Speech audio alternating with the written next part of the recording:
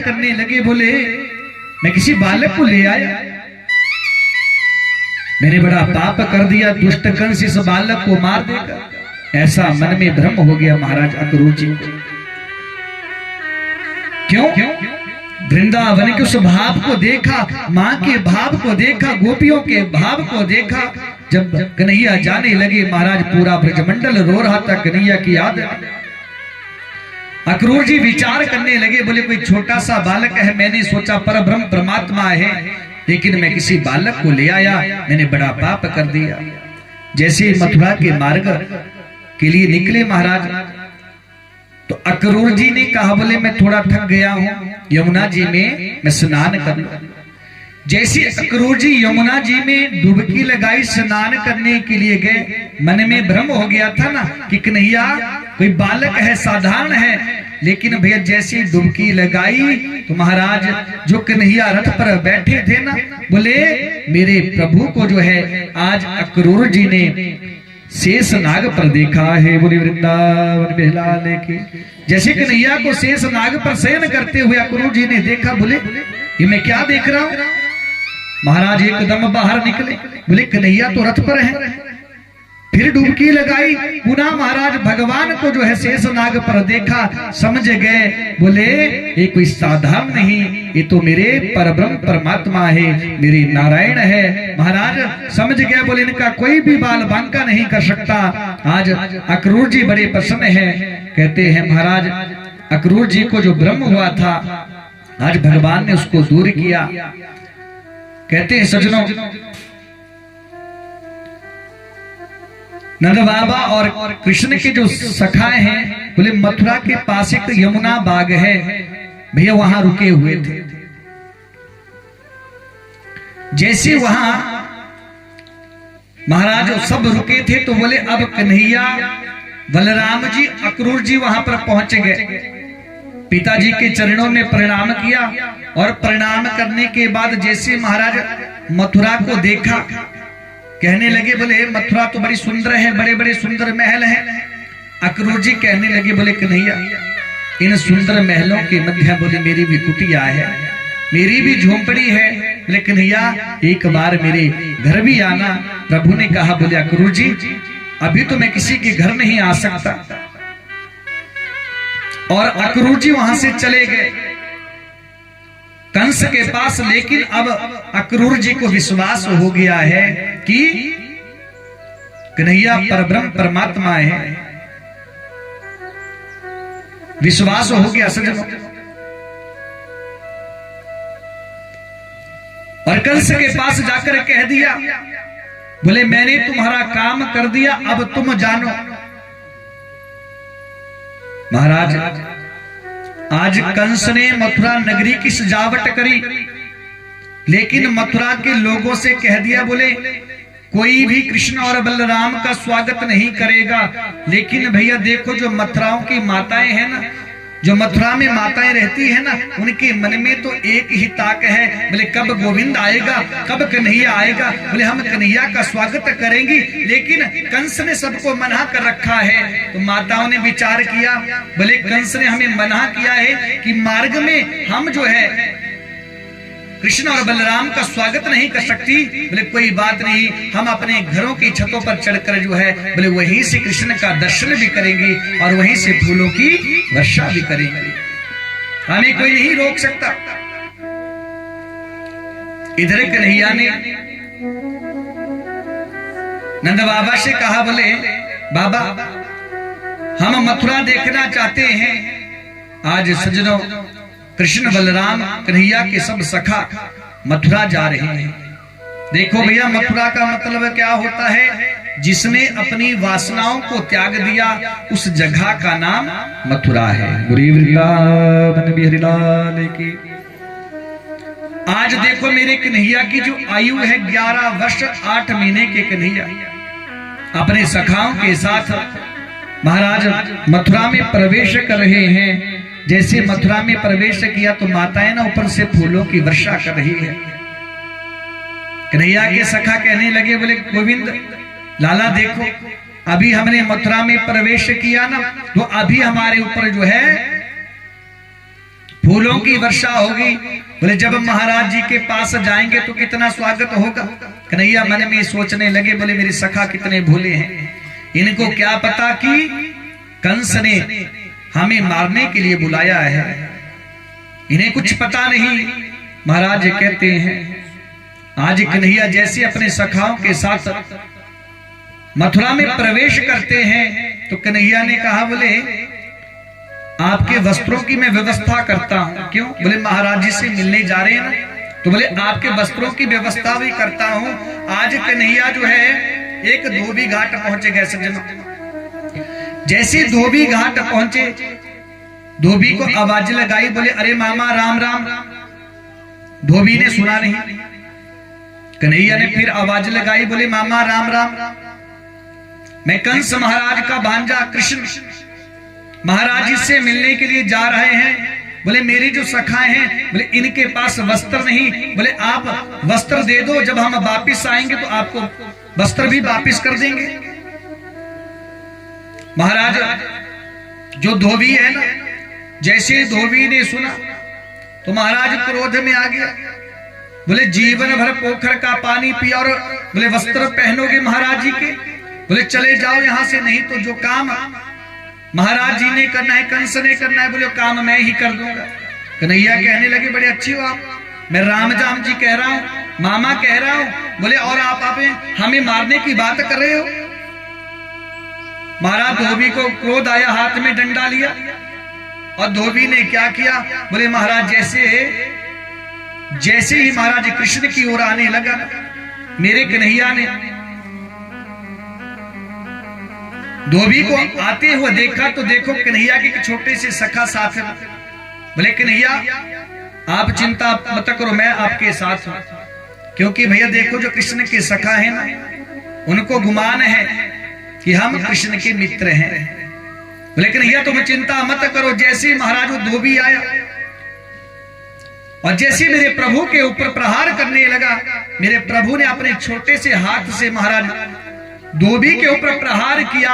और सज्जनों कहते हैं जो धोबी है ना, उसका जो सर है वो गर्दन से अलग हो गया।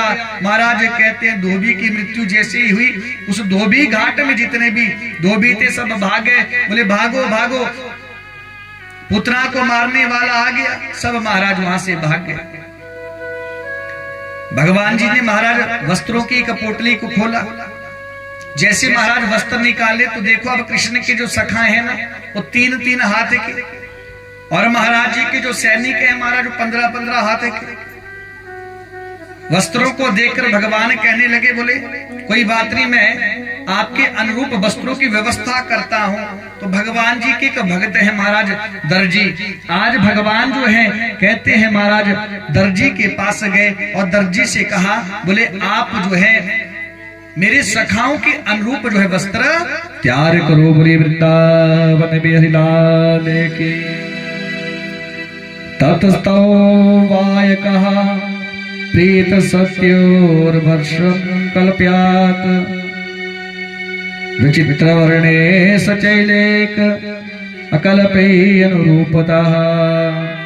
बोले मेरे वस्त्रों, मेरे सखाओं के नियमित जो है वस्त्र तैयार करे, उनके अनुरूप जो है वस्त्र तैयार करे। महाराज वस्त्र तैयार हो गए, सखाओं ने वस्त्र पहन लिए। कहते हैं भगवान जी के एक और भक्त हैं सुदामा नाम के एक माली है। वो सुदामा नहीं द्वारपालों वाला नहीं, ये सुदामा नाम के एक माली है महाराज।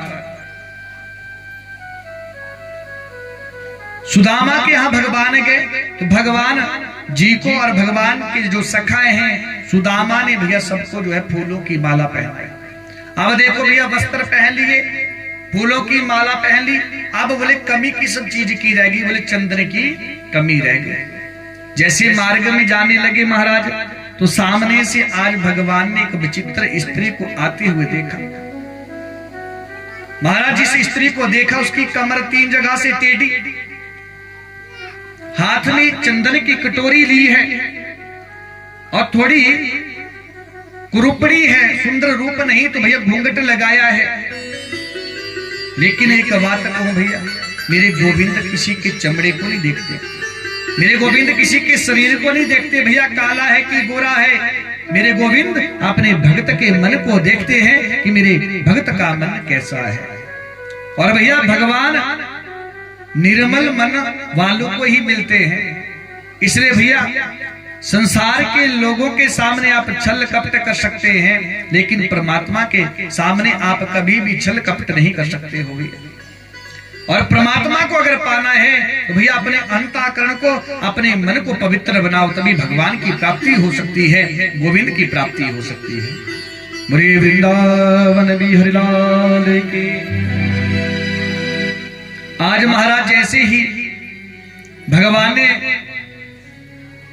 उस स्त्री को देखा तो भगवान ने पूछ लिया, देवी बोले तुम्हारा परिचय कौन? अरे सुंदरी तुम कहां से आई हो, तुम्हारा क्या नाम है? भैया देखो, जिसने जीवन में कभी सुंदरी नहीं सुना, अब उसने पहली बार सुंदरी सुना तो महाराज भगवान से वार्ता करने लगी। तो कहती है कि देखो मेरे हाथ में जो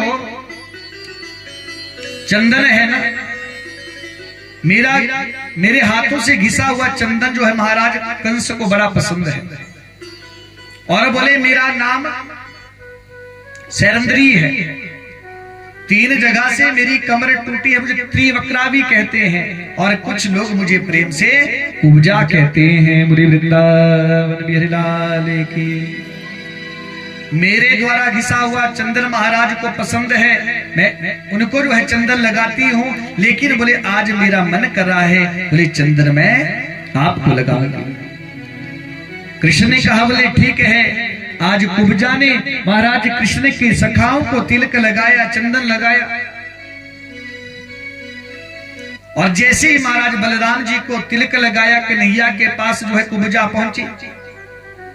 कन्हैया ने कहा बोले थोड़े और पास आओ। जैसे ही महाराज कन्हैया को तिलक लगाने लगी कुब्जा, तो भगवान ने क्या किया भैया, 3 उंगलियां ली और कुब्जा की ठोडी के साथ लगाई, और भैया हल्का सा झटका दिया।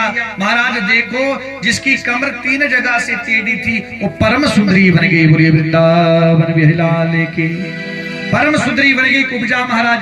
तो देखो भगवत कृपा हो जाए तो लंगड़ा भी चलने लग जाता है और गूंगा भी बोलने लग जाता है, अगर परमात्मा की कृपा हो जाए। आज कुब्जा का मेरे प्रभु ने उद्धार किया, कल्याण किया। तो महाराज उसके बाद मेरे प्रभु जो है बोले जहां धनुष रखा था, आज सजनों धनुष यज्ञ में पहुंच गए। जैसे ही धनुष को देखा भैया, कहते हैं जितनी देर पलक झपकती है, मेरे प्रभु ने क्या किया, उस धनुष को उठाया और महाराज उस धनुष के टुकड़े कर दिए। बोले वृंदावन बिहारी लाल की। महाराज जैसे धनुष टूटा, सैनिक घबरा गए, कंस महाराज के पास गए। बोले महाराज आपने कृष्ण को क्यों बुलाया? बोले भगवान शंकर ने जो धनुष दिया था, बोले कन्हैया ने उस धनुष को तोड़ दिया है। और भगवान शंकर ने जब धनुष दिया था तो कहा था, बोले जो इस धनुष को तोड़ेगा वो तुम्हें नहीं छोड़ेगा। कंस महाराज डर गए, लेकिन कंस के सैनिकों ने कहा, बोले महाराज आप चिंता मत करो, हमारे पास बड़े बड़े वीर हैं। कंस के सैनिक कहने लगे, बोले महाराज हमने रंगभूमि का निर्माण किया है, आप चिंता मत करो, हम कृष्ण बलराम को मार देंगे। आज सज्जनों कहते जो कंस के जो सैनिक हैं उन्होंने एक रंगभूमि का निर्माण किया गया है, सबसे ऊंचे जो है बोले महाराज कंस महाराज का सिंहासन लगाया है, और कृष्ण और बलराम जो है रंगभूमि की ओर आ रहे हैं। तो भैया कहते हैं जो कंस के सैनिक हैं उन्होंने क्या किया, एक कुबलिया पीड़ नाम का हाथी है भैया, उसको मदिरा का पान करवाया।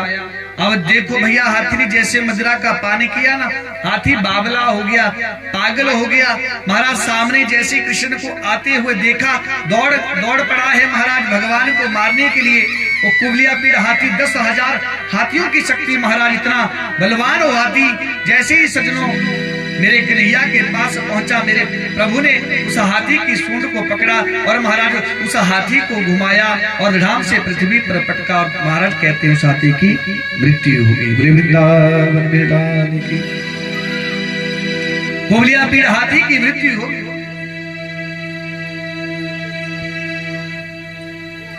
अब महाराज मेरे प्रभु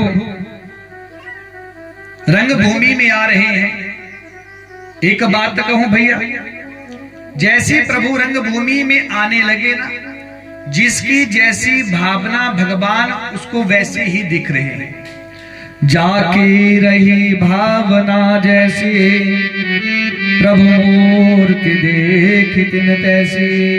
भैया जिसका जैसा भाव भगवान वैसे ही दिख रहे हैं। कहते हैं महाराज हजारों लोग वहां पर आए हैं, भक्तों को भैया भगवान जो है परब्रह्म दिख रहे हैं, योगियों को परम योगी दिख रहे हैं, और महाराज जो दुष्ट हैं उनको भगवान काल दिख रहे हैं, राजाओं को महाराज राजा भगवान दिख रहे हैं। जिसकी जैसी भावना वैसे मेरे कन्हैया सबको दिख रहे हैं। आज सजनों जैसे ही रंगभूमि में मेरे प्रभु पहुंचे तो महाराज आज कंस ने जो है छिंजों का निर्माण किया है और भगवान जो है महाराज आज बड़े बड़े युद्धों से लड़ रहे हैं। बोलिए वृंदावन बिहारी के। कंस मामे ओ छिंजा ओ सुखिया, ईसा छिंजा जाना जरूर। बोलिए वृंदावन बिहारी के। आइए सजनों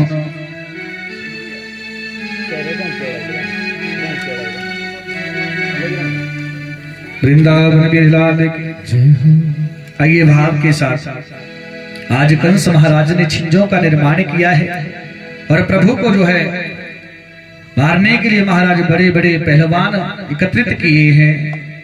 कंस मामे ओ छिंजा ओ सुखिया,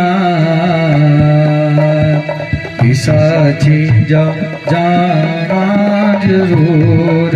कंसे मामे छिंजा सुखिया, ईसा छिंजा जाना जरूर। कंसे मामे छिंजा सुखिया, ईसा छिंजा जाना जरूर। कंसे मामे छिंजा सुखिया, ईसा छिंजा जाना जरूर। ईसा छिंजा नहीं हो जाना, होते मेरे बैरिया आड़ा। छिंजा नहीं हो जाना, उठी तेरे बैरिया होना। कंस मामे ओ छिंजा ओ सुखिया, ईसा छिंजा जाना जरूर। कंसे मामे छिंजा सुखिया, ईसा छिंजा जाना जरूर।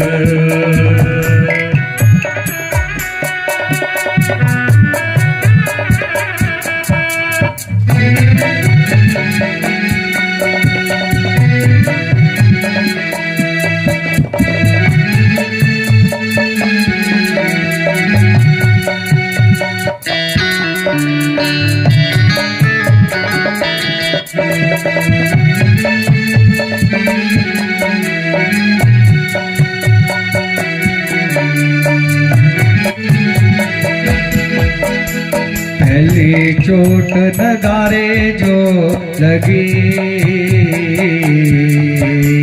कंस हून अखियां दिखाऊंगा। पहली छोटन घड़े जो लगे कंस होण किया दिखावा पहली चोट नगारे जो लगी कंस होण अखिया दिखाता कंस में छीटा सुखिया साची जाना जरूर कोई साची जाने हो जाना तेरे बैरिया आना साची जाने हो जाना उठे मेरे बैरिया आना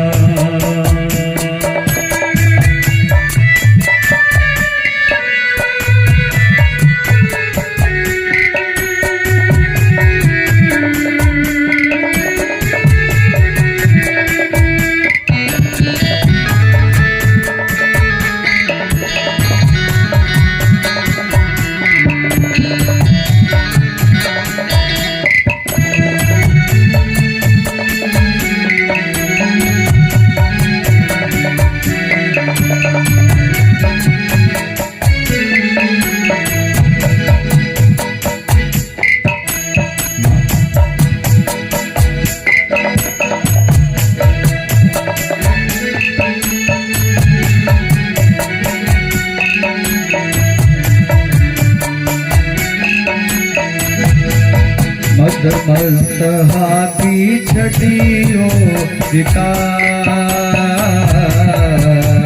आई जाते कृष्ण मुरारे छटियो दिखा आई जाते कृष्ण मुरारी मस्त हाथी छटियो दिखा आई जाते कृष्ण मुरारी हाथी छटियो दिखा आई जाते कृष्ण मुरारी मामे चीजा सुखिया चीजा जाना जरूर कंसे मामे चीजा सुखिया चीजा जाना जरूर ऐसा चीजा नहीं हो जाना होते मेरे बैरिया और ऐसा चीजा नहीं हो जाना होते मेरे बैरिया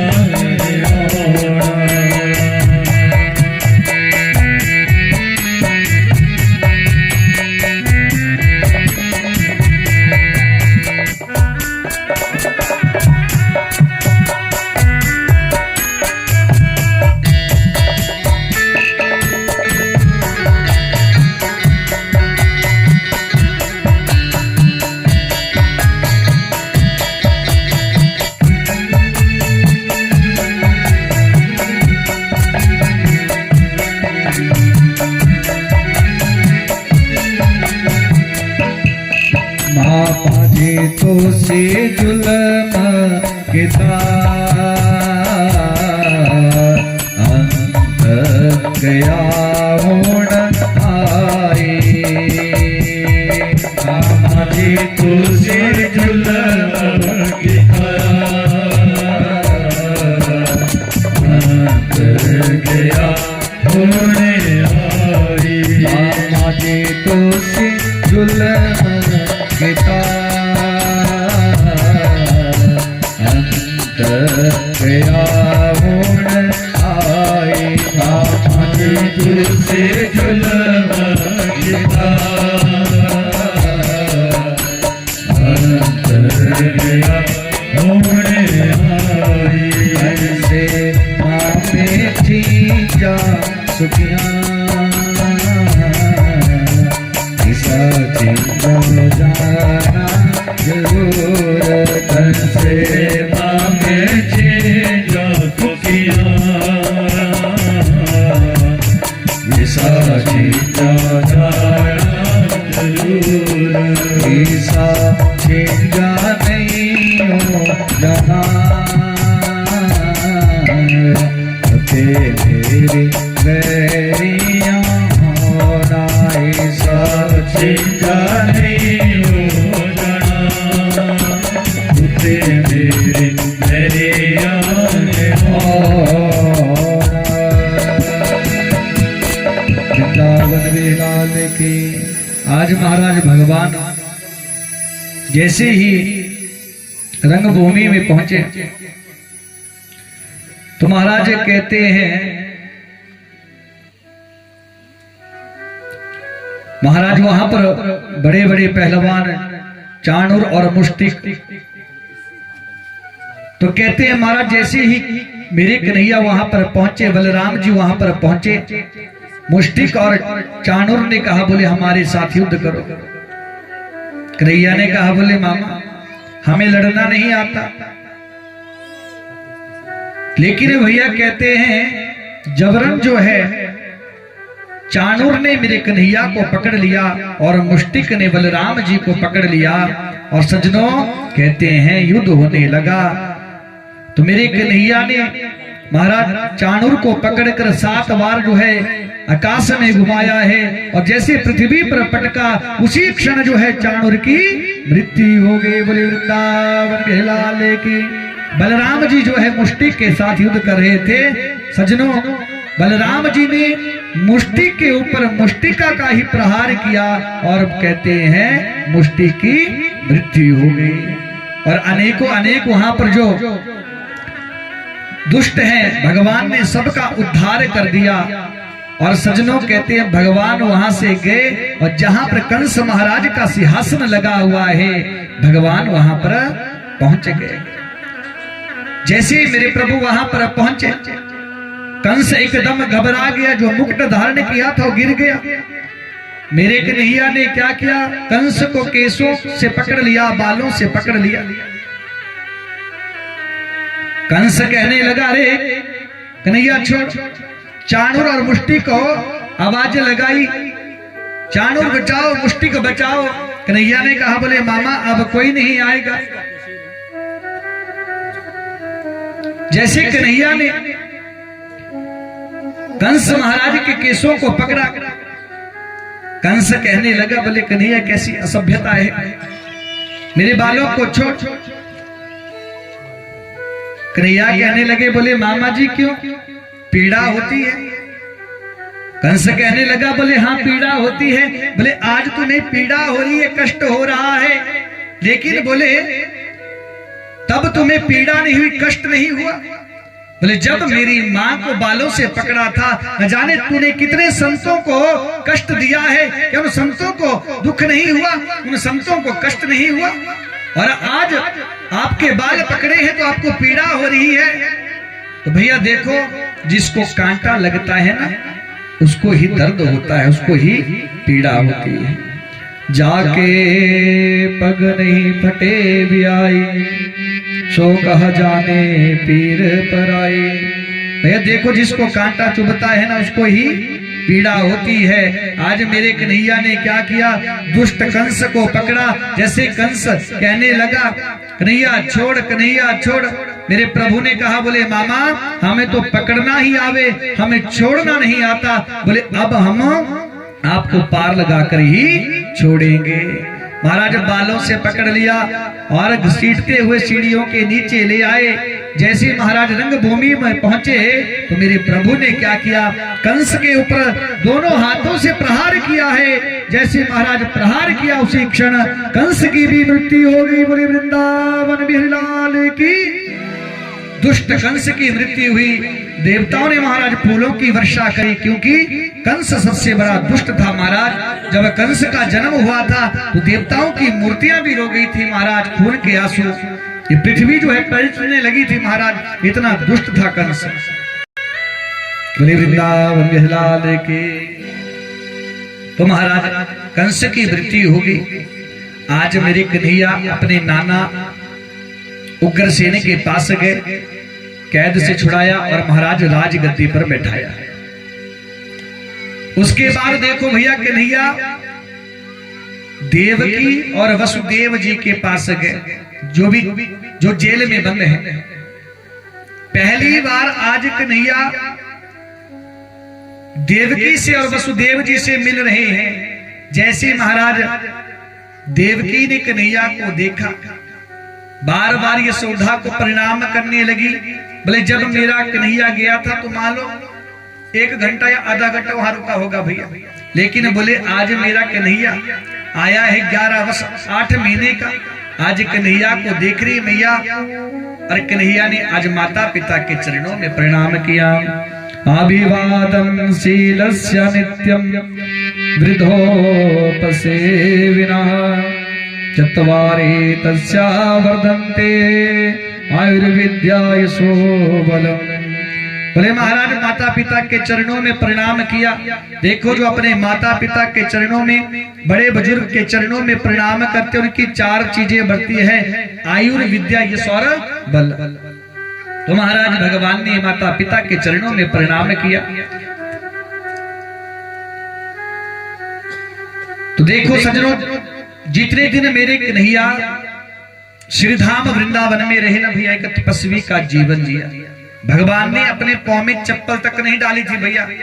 इसलिए महाराज कभी आप भी श्रीधाम वृंदावन जाएं तो जहां से श्रीधाम वृंदावन की सीमा शुरू होती है भैया, वहां से नंगे पांव जो है यात्रा करें महाराज। क्योंकि भगवान जब तक श्रीधाम वृंदावन में रहे महाराज, एक तपस्वी का जीवन भगवान ने जिया है। तो महाराज ऐसे मेरे प्रभु इस धराधाम पर भगवान ने अनेकों अनेक लीलाएं करी है। जो ब्रजवासी महाराज भगवान के साथ आए थे, कहने लगे बोले कन्हैया आपने कहा था मां यशोदा से कि 2 दिन बाद आ जाऊंगा। बोले चलो। कन्हैया ने कहा बोले आप जाओ, बोले मैं बाद में आऊंगा। और महाराज कहते हैं जैसे ब्रजवासियों ने सुना, महाराज आप विचार करो ना ब्रजवासियों को कितना दुख होगा। लेकिन समस्त ब्रजवासी वहां से चले गए। कन्हैया वसुदेव और देवकी के संग जो है रहने लगा। तो भैया कहते हैं वसुदेव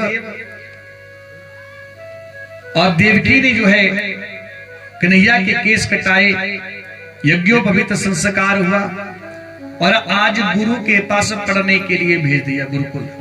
देखो भैया भगवान ने भी शिक्षा ग्रहण करी है। वैसे भगवान सब कुछ जानते हैं भैया, फिर भी भगवान गुरु के पास गए शिक्षा ग्रहण करने के लिए। तो सज्जनों कहने का मतलब कि देखो जैसे गुरु के पास गए ना, तो वहां पर भगवान ने अनेकों अनेक विद्याएं सीखी और वहीं पर भगवान और सुदामा की मित्रता हुई।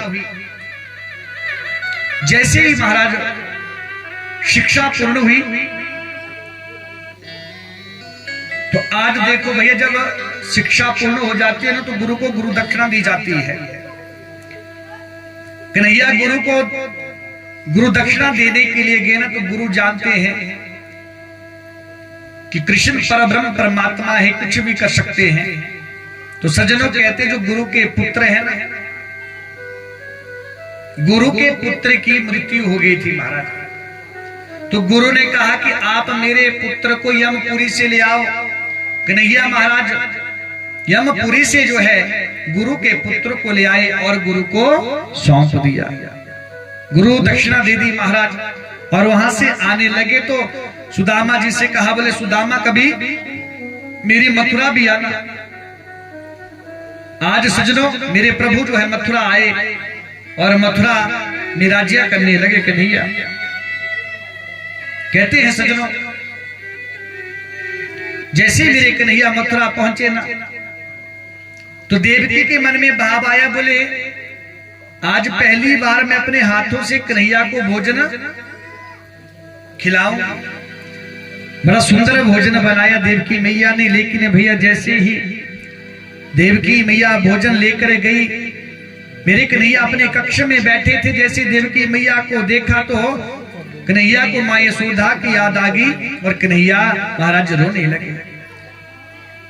जैसे कन्हैया जोर जोर से रोने लगे, देवकी मैया डर गई और महाराज वहां से दौड़ी दौड़ी वसुदेव जी के पास आई। बोले आप जाओ ना, कन्हैया को पूछो क्या हुआ, कन्हैया मुझे देखकर रोने लग गया। वसुदेव जी ने कहा, बोले मुझे भी ज्यादा जानकारी नहीं, मैं भी कन्हैया के बारे में ज्यादा जानता नहीं। इतने में महाराज कहते हैं, यदुवंशियों के मंत्री बृहस्पति के शिष्य ज्ञानियों में श्रेष्ठ श्री उद्धव जी वहां पर पहुंच गए। जैसे उद्धव जी को देखा, उद्धव जी को देखकर कहने लगे, बोले उद्धव एक बार मेरे कृष्ण के पास जाओ और कृष्ण के पास जाकर पूछो बोले रो क्यों रहा है। उद्धव ने कहा, आप बिल्कुल चिंता मत करो, मैं जाता हूं। उद्धव जैसे कृष्ण के पास गए और महाराज कृष्ण बैठे थे, उद्धव कहने लगे, बोले कन्हैया मैं व्यक्तिगत रूप से आपसे पूछना चाहता हूं, बोले आप क्यों रो रहे हैं। इतना कन्हैया ने सुना, महाराज जहां पर बैठे थे वहां से उठे और उद्धव को अंक में भर लिया, बाहों में भर लिया और कहा, उद्धव मैं रोता इसलिए हूं, बोले मुझे ब्रजवासियों की याद आ रही है। मतलब कि मैं ब्रजवासियों को याद कर रहा हूं तो ब्रजवासी भी मुझे याद कर रहे होंगे, मां यशोदा मुझे याद कर रही होगी, नंद बाबा मुझे याद कर रहे होंगे। उद्धव मैं बस इतना जानता हूं, यही चाहता हूं, बोले एक बार आप जाओ ब्रजमंडल में और मेरी जो सखाएं हैं, मां यशोदा है, वसु नंद बाबा जी हैं, बोले सबका समाचार लेकर आओ। उद्धव ने कहा, बोले मैं जाऊं ज्ञानियों में श्रेष्ठ, बोले जब मैं वेदों की भाषा में वार्ता करूंगा तो बोले उन ब्रजवासियों को क्या पता चलेगा। महाराज कहते हैं, भगवान विचार करने लगे, बोले उद्धव जो है ब्रजवासियों को ग्वाल वाला समझता है, ग्वालिन समझता है गोपियों को, लेकिन भगवान कहते हैं, बोले जिन गोपियों ने परमात्मा को भैया देखो अपनी उंगली पर नचा दिया, उद्धव उनको ग्वालिन समझ रहा है, अनपढ़ समझ रहा है। भगवान कहते उद्धव एक बार जाओ और बोले थोड़ी सरल भाषा में वार्ता करना, बात करना। उद्धव जी ने कहा, बोले प्रभु आप कहते तो मैं जाता हूं, लेकिन बोले 1 घंटे में मैं वापिस आ जाऊंगा। भगवान ने कहा, बोले ठीक है जाओ। जैसे उद्धव जी चले, सज्जनों कहते हैं क्योंकि इस कृष्ण के जो सखा है ना, कृष्ण के सिवा किसी को नहीं मानते, तो उद्धव ने कन्हैया की कारी कमरिया ली, मोर पंख लिया और रथ पर बैठे और महाराज जा रहे हैं। इधर जितने भी ब्रजवासी हैं सज्जनों, बोले जब से कन्हैया गए हैं ना, तो वे जैसे सूर्य निकलता है तो मथुरा के मार्ग में बैठ जाते हैं कि हमारा कन्हैया आएगा। जब शाम को कन्हैया नहीं आता तो सब अपने अपने घरों को चले जाते। आज भी समस्त ब्रजवासी महाराज मथुरा के मार्ग में बैठे हैं, लेकिन आज रथ को आते हुए देखा, महाराज सब बड़े प्रसन्न हो गए, बोले हमारा कन्हैया आ रहा है, हमारा कन्हैया हमारे बगैर नहीं रह सकता। सब बड़े प्रसन्न हो गए। इतने में सज्जनों कहते हैं, एक ब्रजवासी झाड़ियों के पीछे छिपक गया, दूसरे ने कहा, बोले भैया तू नहीं चलेगा, बोले जब कन्हैया आएगा मुझसे क्षमा मांगेगा, बोले तब मैं कन्हैया से बात करूंगा। इतने में महाराज रथ जो है पास आने ही वाला था। देखो जो ब्रजवासी झाड़ियों के पीछे छिपा था। सज्जनों कहते हैं जैसे रथ वहां पर पहुंचा तो सबसे पहले रथ के पास पहुंच गया। चारों तरफ से ब्रजवासियों ने रथ को घेर लिया और महाराज रथ पर किसी और को देखा।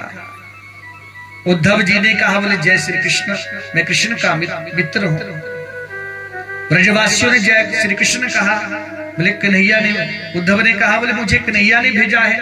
ब्रजवासी कहने लगे, बोले कन्हैया याद भी आई तो बोले मित्र को भेज दिया। महाराज उद्धव कहने लगे, बोले मुझे मां यशोदा से मिलना है।